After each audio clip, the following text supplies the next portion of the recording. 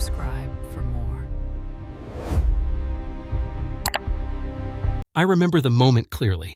It was late afternoon, sunlight filtering softly through our living room window, casting long shadows across the floor. I was sitting on the armchair with a cup of coffee in hand, staring at the letter I had just received. Emma had walked into the room, her eyes bright, cheeks flushed with excitement. She didn't even notice me at first, busy spinning around like a child. Then she stopped abruptly, her face lighting up with that unmistakable look she always got when something thrilled her. "Daniel," she said, her voice trembling slightly. I'm pregnant." She looked at me, expecting a certain kind of reaction, probably one of shock, joy, maybe a little panic. Instead, I smiled. Not a small smile, but one that started at the corners of my mouth and slowly spread across my face, almost impossibly calm and steady, like I had known this moment all along. She frowned, confused, her eyebrows knitting together. "Why are you smiling like that?" she asked, tilting her head. Aren't you happy?" I held up the letter, folding it gently in my hands. "I am," I said, voice low but deliberate. "But there's something I need you to see first." Emma's eyes narrowed slightly, curiosity piqued. I had learned over the years that her mind raced ahead, trying to anticipate every move. She approached cautiously, her heels clicking softly on the hardwood. I handed her the letter. She unfolded it, scanning the words quickly. Her mouth felt open slightly, then closed again, her lips pressing into a thin line. I waited, watching her eyes move over the page, seeing the thought process unfold. This can't be," she whispered finally, disbelief heavy in her voice. "Are you sure, Daniel?" I nodded, calm as ever. I triple-checked. "It's accurate." My hands were steady, my heart rate controlled, though I admit a quiet thrill ran through me. Emma looked up at me, eyes wide, almost scared. "But I don't understand. How is this possible?" I stood, closing the small distance between us, letting my presence fill the room without a word. She backed slightly, unsure, like she had expected confrontation, confusion, maybe anger, but not this quiet certainty. I spoke softly, deliberately. "Emma, the medical tests, they don't lie. The numbers are clear.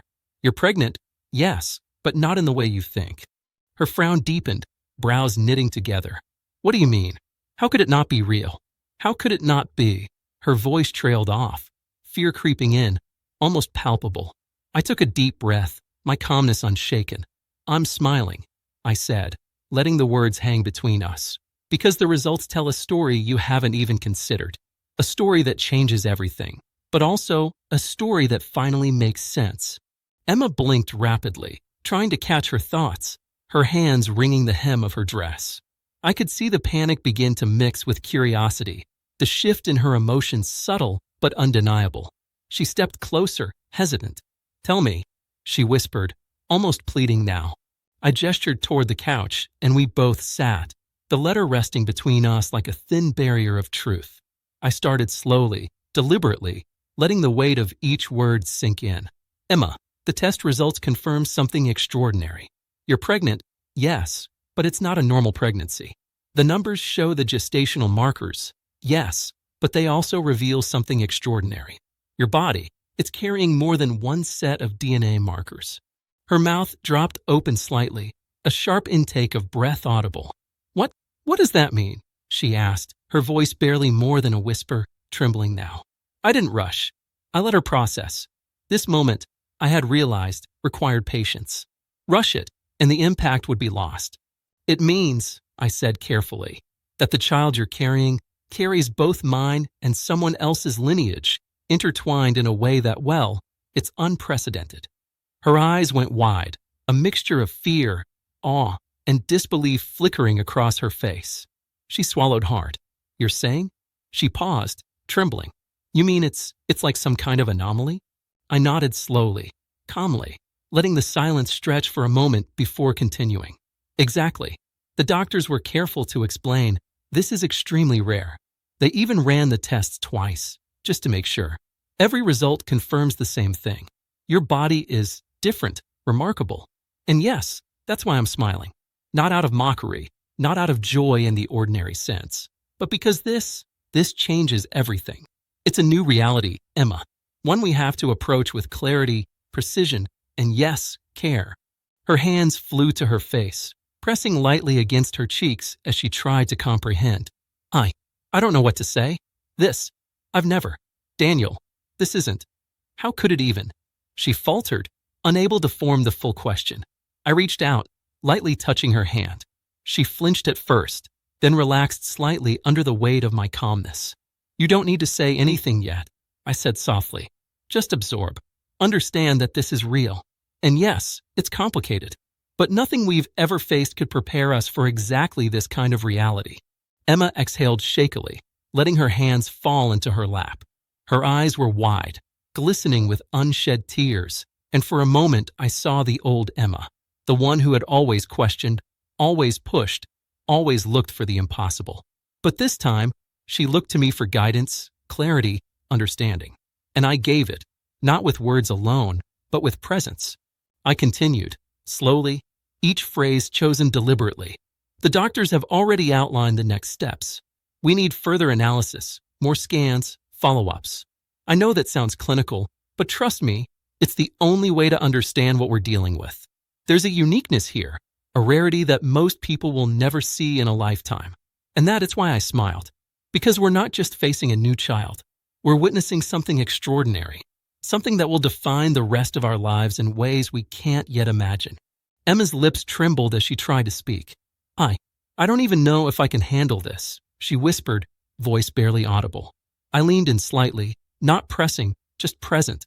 You can, I said calmly, because you're not alone. We've faced challenges before, bigger than either of us imagined. This is different, yes, but not insurmountable.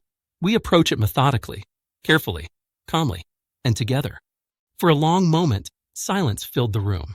The soft ticking of the clock, the distant hum of the street outside, the faint aroma of coffee lingering in the air, it all became part of the reality we were stepping into.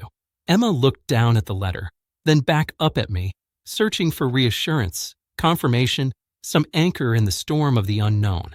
I gave her that anchor with nothing more than my steady gaze and the certainty in my tone.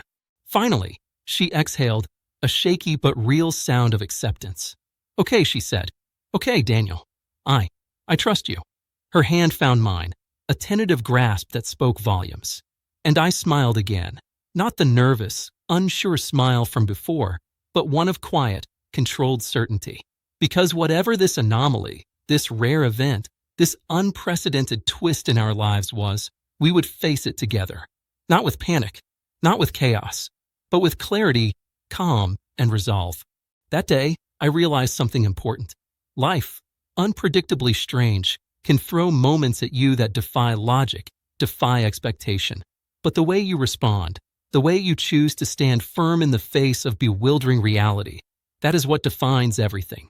And as I held Emma's hand, reading the uncertainty in her eyes and knowing the truth in mine, I smiled once more. Not because life had become simple, not because it was easy, but because for the first time in hours, perhaps days, I felt entirely certain of one thing. We would navigate this together. And that certainty, that quiet power, is worth more than any ordinary joy could ever be.